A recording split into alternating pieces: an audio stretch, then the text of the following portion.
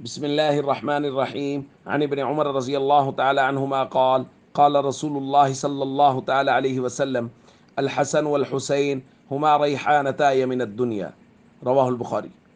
نبی کریم صلی اللہ علیہ وسلم نے ارشاد فرمایا، حسن اور حسین یہ دونوں میری دنیا کے پھول ہیں۔ دوستو، حسنین کریمین سے نبی کریم صلی اللہ علیہ وسلم والہانہ محبت فرمایا کرتے تھے۔ آپ صلی اللہ علیہ وسلم ان کو چوما کرتے تھے، ان شہزادوں کو سونگھا کرتے تھے اور فرمایا کرتے تھے ہما ریحانتا من الدنیا، یہ میری دنیا کے دو پھول ہیں۔ اور کیوں نہ ہو کہ سب سے پہلی وہ آواز جو ان کو سنوائی گئی وہ جناب محمد کریم صلی اللہ علیہ وسلم کے زبان مبارک سے نکلی ہوئی اذان تھی، اور سب سے پہلی وہ خوراک جو ان کو دی گئی وہ محمد صلی اللہ علیہ وسلم کی بنائی ہوئی گھٹی تھی، جس میں حضور علیہ الصلوۃ والسلام کا لعاب دہن شامل تھا۔ اور کیوں نہ ہو کہ یہ سیدہ خاتون جنت سیدہ فاطمۃ الزہرا رضی اللہ تعالیٰ عنہا کے لخت جگر ہیں، اور شیر خدا سیدنا علی المرتضیٰ رضی اللہ تعالیٰ عنہ کے نور نظر ہیں۔ اور کیوں نہ ہو کہ سیدہ خدیجۃ الکبریٰ رضی اللہ تعالیٰ عنہ اور محمد کریم صلی اللہ تعالیٰ علیہ وسلم کے نواسے ہیں۔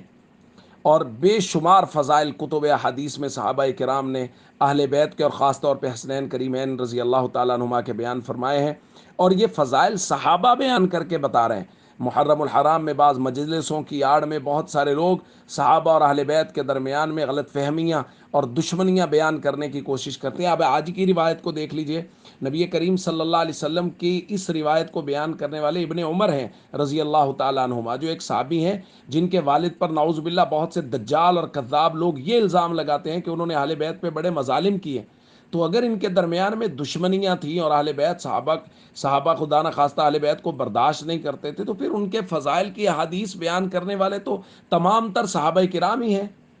تو اس لیے ان دجال اور کذاب لوگوں سے بچیں، اور ان کی مجالس سے بچیں، اور ان کی دجالیت سے بچیں، اور ہمیشہ صحابہ اور اہل بیت کو قرآن کے آئینے میں دیکھیں، سمجھیں کہ قرآن کریم نے صحابہ اور اہل بیت کے بارے میں کیا بیان کیا ہے۔ قرآن کہتا ہے رحماء بینہم، یہ تمام کے تمام لوگ آپس میں رحم دل ہیں، محبت کرنے والے، پیار کرنے والے لوگ ہیں۔ بہت سارے لوگ ان کے درمیان میں جو غلط فہمیاں بیان کرتے ہیں ان سے ہمیشہ بچیں، اور صحابہ اور اہل بیت سے ہمیشہ والہانہ محبت رکھیں۔ السلام علیکم ورحمۃ اللہ وبرکاتہ۔